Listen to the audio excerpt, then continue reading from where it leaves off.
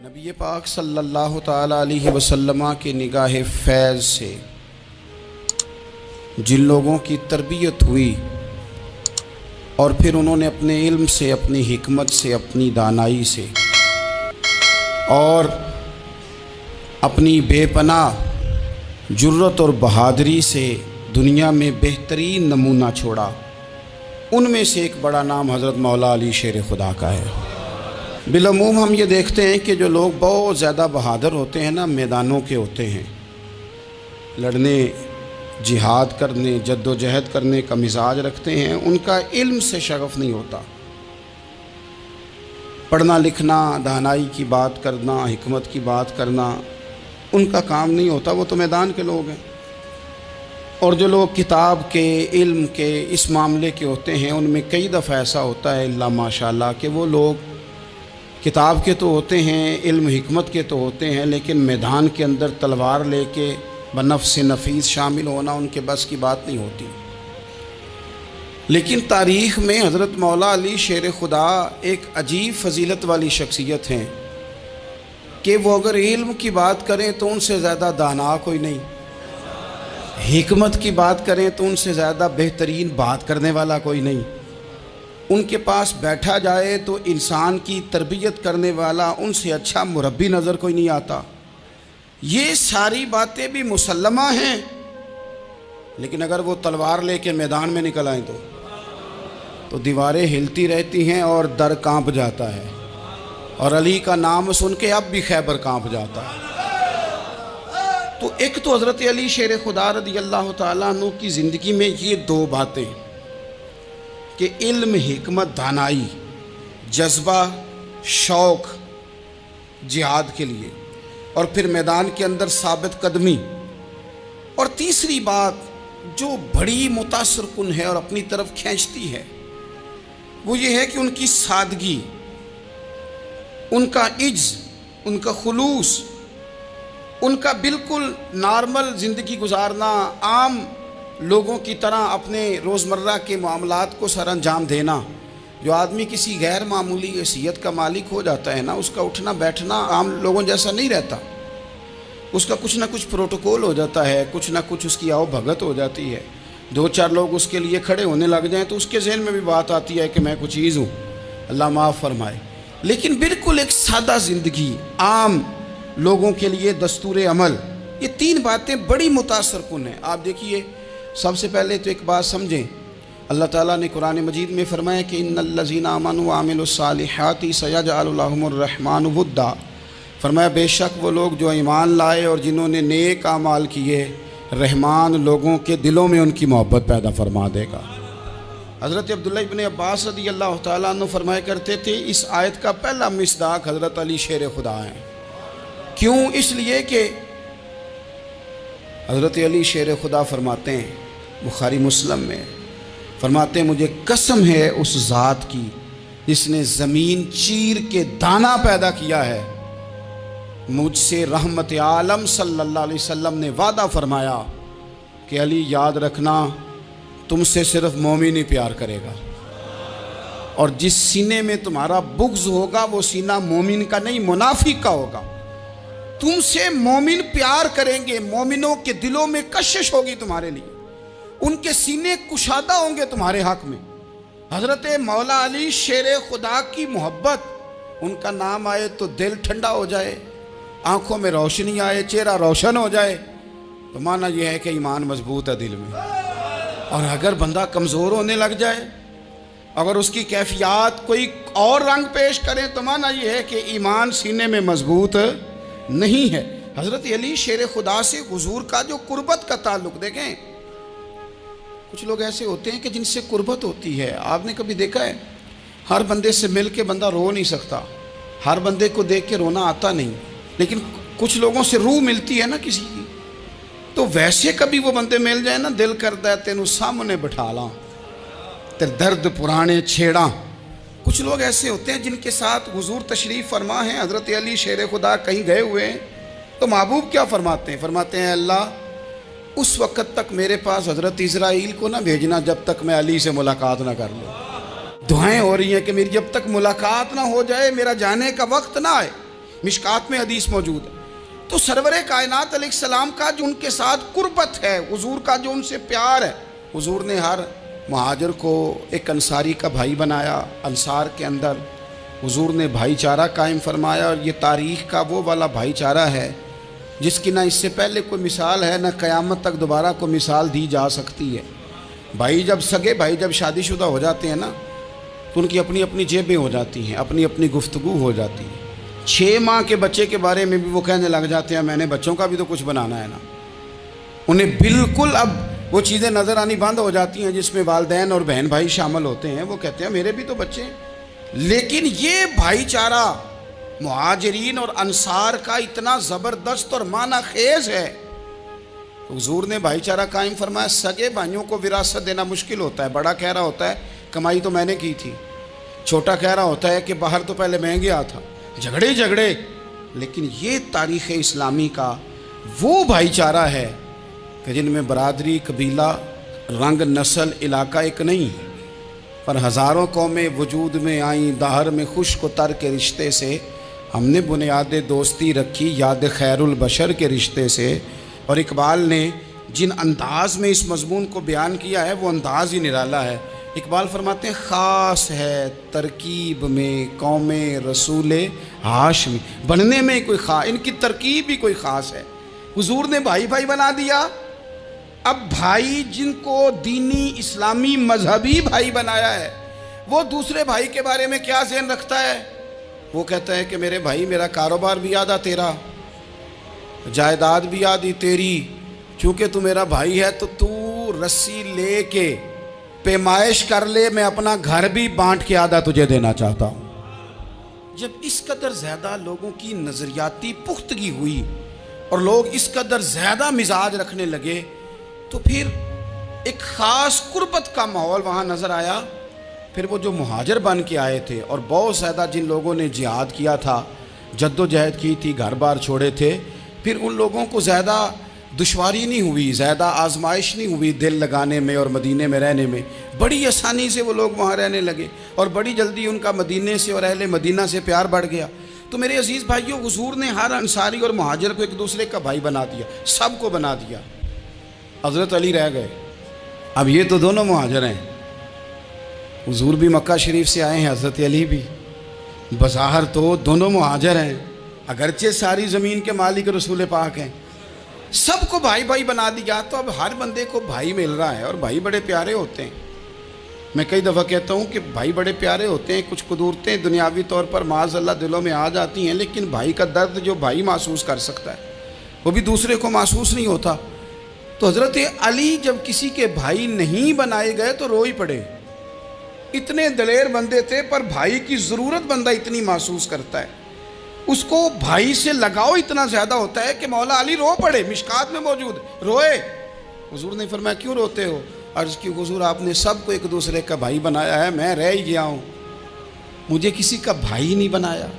اب وہ آنسوؤں میں لپٹی ہوئی وہ بات حضرت علی نے عرض کی، تو محبوب نے فرمایا علی انت اخی فی الدنیا والآخرہ، فرمایا علی تو میرا بھائی ہے، اور نرا دنیا میں نہیں، تو دنیا اور آخرت میں میرا بھائی ہے، تو میرا بھائی ہے دنیا میں بھی اور آخرت میں۔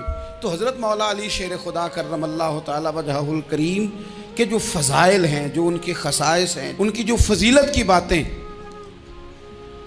میں نے جیسے کہا کہ انہیں بڑی زیادہ دلچسپی تھی میدان جہاد سے، شوق شہادت ان کا دیدنی تھا۔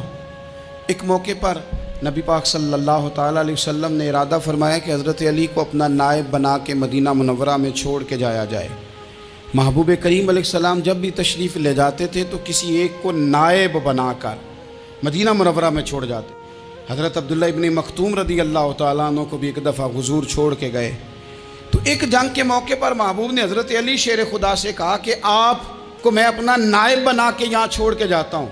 یہاں لوگ جان چھڑاتے ہیں، کام کا جب وقت آتا ہے، میدان میں نکلنے کا وقت آتا ہے تو جان چھڑاتے ہیں، اور وہ کہتے ہیں کہ باقی سارے کام لے لو، جب وقت مشکل آئے تو پھر ہمیں کام نہ بتاؤ۔ اب مشکل وقت ہے، جہاد میں جانا ہے۔ حضرت مولا علی شیر خدا کرم اللہ تعالی وجہہ الکریم کو حضور نے فرمایا کہ اس دفعہ میرا ارادہ بنا ہے کہ تمہیں چھوڑ کے جاؤں۔ تو حضرت علی کو چھوڑ کے جایا جا رہا ہے، ان کو مدینے میں رہنا ہے، میدان میں نہیں جانا۔ عام آدمی کتنا پسند کرتا ہے کہ میں آرام سے رہوں گا، لیکن حضرت علی کو اتنا شوق تھا میدان جہاد کا، اتنی تڑپ تھی ان کے دل کے اندر کہ عرض کرنے لگے یا رسول اللہ صلی اللہ تعالیٰ علیہ وسلم، رو پڑے، کہنے لگے حضور ساری دنیا میدان میں جہاد کرے گی اور میں یہاں عورتوں اور بچوں کے پاس رہوں گا، میں یہاں عورتوں اور بچوں کے بیچ وقت گزاروں، حضور مجھے لے کے جائیں۔ تو وہاں بھی حضور نے محبت کی بات سمجھائی، فرمایا علی جب حضرت موسیٰ کوہ طور پہ گئے تھے تو اپنے بھائی جناب ہارون کو چھوڑ گئے تھے، تو تم بھی تو میرے لیے اسی طرح ہو نا جس طرح موسیٰ کے لیے ہارون تھے۔ لیکن فرمایا یہ یاد رکھنا میرے بعد نبی کوئی نہیں، حضرت موسیٰ بھی نبی ہیں اور جناب ہارون بھی نبی ہیں علیہم السلام، لیکن وہ انہیں چھوڑ کے گئے تھے، میں تمہیں چھوڑ کے جا رہا ہوں۔ کہ ایک بات اپنے ذہن کے اندر بٹھانا کہ میرے بعد کوئی نبی نہیں آئے گا۔ تو عزیز بھائی، حضرت مولا علی شیر خدا کا جذبہ جہاد۔ اچھا پھر میں نے دیکھا ہے جس زمانے میں میں اور آپ رہ رہے ہیں، اس زمانے میں لوگ کمزور ہوتے جا رہے ہیں نفسیاتی طور پر، ڈری ڈری سی باتیں لوگ کرتے ہیں، سہمے سہمے سے جملے بولتے ہیں، اور یہ ہر بندے کا اپنا الگ ڈر ہے۔ دانشوروں نے لکھا ہے کہ غریب آدمی کا ڈر تھوڑا ہوتا ہے اور جو اونچے عہدے پہ چلا جائے اس کا ڈر، یعنی زیادہ ہاتھ اپوزیشن کے نہیں بندے ہوتے، حکومت کے بندے ہوئے ہوتے ہیں۔ لوگوں کو ساتھ لے کے اپوزیشن نے نہیں چلنا ہوتا، حکومت نے چلنا ہوتا ہے۔ تو حکومت میں جب لوگ ہوتے ہیں تو ان کے اندر کمزوری آ جاتی ہے، جب آپ بڑے عہدے پہ چلے جاتے ہیں تو آپ کی مجبوریاں بھی بڑی ہو جاتی، ہر آدمی کہیں نہ کہیں کمزور پڑتا ہے۔ اور ہمارے ہاں تو لوگ ذرا بیمار ہو گئے تو گئے، اور آج کل جو سب سے بڑا مسئلہ ہے وہ یہ ہے کہ لوگ کیا کہیں گے، اور لوگوں نے بڑے بڑے لوگوں کو پاگل کر دیا ہے، بڑے بڑے لوگوں کو۔ ہمارے علماء نے ایک بات لکھی ہے کہ ایک دفعہ نا ایک استاد صاحب سبق پڑھانے کے لیے آئے تو طالب علموں نے ارادہ کیا کہ آج استاد جی کو بیمار کرنا ہے۔ یہ جو آپ کے مشیر ہوتے ہیں نا ارد گرد، ان کی پڑتال بھی بڑی ضروری ہوتی ہے کہ یہ خبر کون سی لے کے آ رہے ہیں اور یہ کس طرح سے گائیڈ کر رہے ہیں۔ ہمیں تنقید کرنے والا بندہ اچھا تو نہیں لگتا، لیکن تنقید کرنے والے جو ہوتے ہیں وہ ہمیں نکھارتے ہیں، وہ ہماری کمزوریاں جو ہمارے اپنے نہیں نکال سکتے وہ نکال کے ہمیں بتاتے ہیں کہ تم یہاں کمزوری کر رہے، اس کا نفع ہوتا ہے۔ طالب علموں نے ارادہ کیا ایک دفعہ، یہ ہم جو اتنی زیادہ توجہ کرتے ہیں نا لوگوں کی باتوں پہ، لوگ کیا کہیں گے، میں کئی دفعہ دوستوں سے عرض کرتا ہوں زیادہ وضاحتیں نہ دیا کریں، زیادہ وضاحتیں دینے سے بھی بندہ کمزور ہو جاتا ہے۔ ہر وقت کا انداز وضاحتوں کا اور ہر وقت دفاعی محاذ پہ نہیں کھڑے رہنا چاہیے۔ وہ ارادہ کر لیا لوگوں نے، طالب علموں نے، کہ استاد جی کو بیمار کرنا ہے، تو استاد صاحب چنگے بھلے اچھے بھلے صحت مند آئے، کلاس میں داخل ہوئے تو پہلا شاگرد کہتا ہے استاد جی خیر ہے، آنکھیں بڑی سرخ ہیں۔ میں چل دوڑ جا بیوقوف آدمی، میں بالکل ٹھیک ہوں، چل کلاس میں بیٹھ چل۔ تھوڑا سا آگے گئے تو دوسرا شاگرد، انہوں نے اب 10-15 نے ارادہ کیا ہوا تھا، دوسرا کہنے لگا خیریت ہے، بڑے کمزور کمزور لگ رہے ہیں۔ اس نے کہا میں بالکل ٹھیک ہوں، کمزور کو چل دوڑ جا اپنا کام کر۔ وہ تیسرے کے پاس گئے تو کہنے لگا استاد صاحب خیر ہے، آپ کے تو مجھے ہاتھ بھی کامتے دکھائی دے رہے ہیں۔ اس نے کہا اچھا واقعی۔ اب چوتھے نے بھی یہی بات کی، پانچویں نے یہی بات کی، تو آدھا گھنٹہ گزرا تو استاد جی کو سچ مچ بخار چڑھ گیا، وہ چھٹی پہ چلے گئے۔ کیوں؟ باتوں پہ توجہ ہے نا، لوگوں کے سامنے ہم لوگوں کی باتوں کے مطابق اپنے معاملات کو ترتیب دیتے ہیں نا۔ کچھ لوگ سوشل میڈیا دیکھ کے نظریہ قائم کرتے ہیں، کچھ ہوا دیکھ کے نظریہ قائم کرتے ہیں۔ وہ قائد اعظم محمد علی جناح کی ایک بات نہیں بھولتی کہ انہوں نے کہا تھا، ہندو لیڈر جو تھا جس کو لوگ گاندھی کہتے تھے، اس سے کہا تھا تیری اور میری سیاست میں فرق ہے، تو لوگوں کا رجحان دیکھ کے فیصلہ کرتا ہے اور میں، قائد اعظم کہنے لگے، میں فیصلہ کر کے لوگوں کا رجحان ادھر کر دیا کرتا ہوں۔ یہ کمال ہوتا ہے کسی شخص کا کہ اس کا اپنا نظریہ غالب آئے، بجائے اس کے کہ وہ دیکھے آج کل لوگ کیا کہہ رہے ہیں تو لہذا میں اس طرح کا ڈھل جاؤں۔ لوگ تو ایک وقت کے لیے کچھ کہتے ہیں، پھر اگلے 4 گھنٹوں میں کچھ اور کہتے ہیں۔ حضرت مولا علی کے مزاج میں استقامت ہے، اور جو لوگ جو بہت زیادہ پراپوگنڈا کرتے ہیں اور بہت زیادہ کسی کے بارے میں بات کرتے ہیں، ان کا وہ مزاج نہیں، ان کی وہ طبیعت نہیں، وہ اپنے حساب سے فیصلہ کرتے۔ ایک شخص تھا عمر بن عبد ود، 90 سال کا بوڑھا، لیکن جب تلوار لے کے میدان میں آتا تھا تو 1000 آدمی کے مقابلے میں لڑتا تھا، اور لوگ جگہ جگہ یہ کہتے تھے تو اس طرح ہے جس طرح عمر بن عبد ود لوگوں کو ڈراتا ہے، تو اس طرح ہو گیا۔ یہ اس کے ارد گرد کے لوگ اس کی مثالیں دیتے تھے۔ جنگ خندق جب ہو رہی تھی تو یہ مقابلے میں آ گیا، تو حضرت علی المرتضیٰ شیر خدا کرم اللہ تعالی وجہ الکریم بھی تشریف فرما تھے۔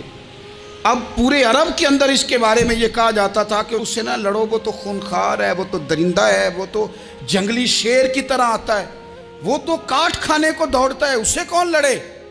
ایک خیال تھا۔ اور وہ پراپوگنڈا بعض اوقات اتنا زیادہ کسی کے بارے میں ہوتا ہے کہ ذہن میں بچے لوگ آتے ہیں نا بچہ دم کرانے کے لیے تو کہتے ہیں پیر صاحب بڑا ضدی ہے، کسی کی بات نہیں مانتا، باقی بچے ٹھیک تھے، یہ تو بڑا ہی نالائق نکل آیا ہے۔ تو میں کہتا ہوں کہ آپ اس کے سامنے یہ والی باتیں نہ کریں، یہ پکا ہو جائے گا کہ میں ضدی ہوں۔ تو آپ ذہن بنا رہے ہیں اس کا کہ تو اس طرح کا ہے۔ ذہن بنا دیا لوگوں نے کہ عمر ابن عبد ود کے مقابلے میں کوئی نہیں آ سکتا۔ خندق میں یہ آیا، اس نے للکارا مسلمانوں کو، آؤ وہ تمہاری جنت کدھر ہے جس کے بارے میں تم کہتے ہو کہ ہم شہید ہوں گے، تو آؤ میرے مقابلے میں نکلو۔ جب اس نے پہلی دفعہ للکارا تو ابھی بات ختم نہیں ہوئی تھی کہ مولا علی تلوار لے کے اللہ اکبر کہتے کھڑے ہو گئے۔ حضور نے فرمایا بیٹھ جاؤ، حضرت علی پھر بیٹھ گئے۔ وہ پھر پکارا اٹھو کوئی میرے مقابلے میں، تو مولا علی شیر خدا پھر کھڑے ہو گئے، پھر کھڑے ہو گئے۔ حضور نے فرمایا بیٹھ جا۔ ایک شخص نے کہا علی یہ عمر بن عبد ود ہیں، فرمایا مجھے پتہ ہے۔ نہیں سمجھے آپ بات، میں آپ کو سمجھا کے لایا ہوں پیچھے سے کہ پراپوگنڈا کرتے ہیں نا لوگ، ہو آگے نہ جانا، یہاں کرنٹ بڑا زیادہ ہے، وولٹیج بڑے سخت ہیں، تو آگے نہ بڑھنا۔ بھائی کیا ہو جائے گا، اٹھ باندھ کمر کیوں ڈرتا ہے، پھر دیکھ خدا کیا کرتا ہے۔ حضرت علی تیسری دفعہ اس نے کہا نا ہے کوئی، تو حضرت علی پھر اٹھے۔ اب تو رسول پاک صلی اللہ تعالی علیہ وسلم نے تھپکی دی۔ بعض جگہ یہ ہے کہ حضور نے خود تلوار تھمائی، سر پہ امامہ باندھا، اور حضور نے فتح یابی کی دعا فرمائی۔ حضرت علی گھوڑے پہ بیٹھے نکلے، اور جب اس کے سامنے گئے تو جا کے کہنے لگا میرا پتہ ہے۔ حضرت علی فرمانے لگے تو اپنا چھوڑ، میرا پتہ ہے تجھے، مجھے تو جانتا ہے۔ کہنے لگا میں 1000 کے مقابلے میں اکیلا لڑتا ہوں۔ حضرت علی شیر خدا فرمانے لگے پتہ نہیں تو کن سے لڑتا رہا ہے، جانے وہ کون ہے جن سے تو لڑتا رہا ہے، وہ کون 1000 تھے جو تیرے مقابلے میں آتے تھے، پتہ نہیں۔ تو کہنے لگا میرا نام میری ماں نے عمر بن عبد ود رکھا ہے۔ فرمایا چھوڑ تو، میری ماں نے میرا نام حیدر رکھا ہے۔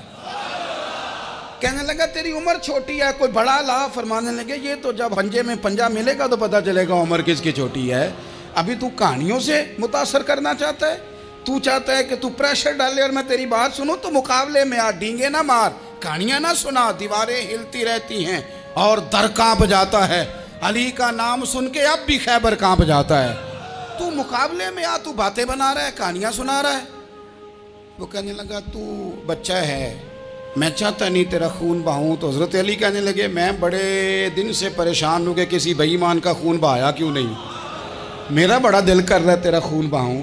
اس نے بڑی زوردار ضرب لگائی، غصے میں اتنا پاگل ہوا، کیونکہ اس کے بارے میں معروف تھا کہ وحشی مزاج آدمی، اتنا سخت پاگل ہوا غصے میں، اس نے اپنے گھوڑے کے پیر کاٹ ڈالے، پہلے تلوار گھوڑے کو دے ماری، اس کو کاٹ کے دوڑا۔ یہ کیوں کرتے تھے لوگ، عرب کے لوگ اس وقت یہ کام کرتے تھے کہ ہم نے گھوڑا ہی مار ڈالا ہے تاکہ ہم بھاگ نہ سکیں۔ کہتے ہیں نا کشتیاں جلا دی ہیں کہ اب واپس جانے کا راستہ ہی بند ہو جائے، گھوڑے کے پیر کاٹ ڈالے کہ بھاگنا نہیں۔